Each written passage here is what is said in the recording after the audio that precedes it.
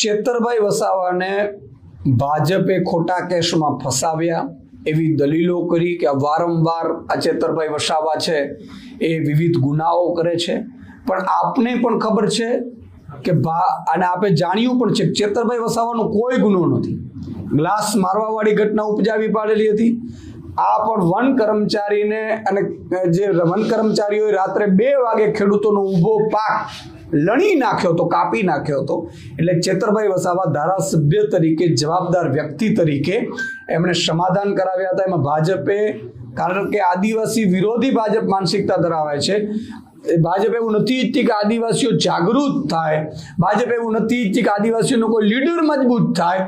એટલે આદિવાસી વિરોધી માનસિકતા ધરાવતી ભાજપ ચેતરભાઈને જેલમાં નાખ્યા એવી દલીલો કરાવડાવી કે આ તો બીજા કેસમાં છે, ત્રીજા કેસમાં છે.